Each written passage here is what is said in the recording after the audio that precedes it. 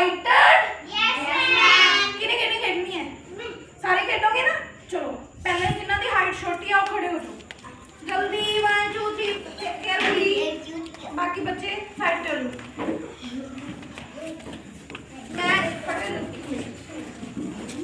मैं तुम्हें एक सॉन्ग लगा के दूंगी जो वो सॉन्ग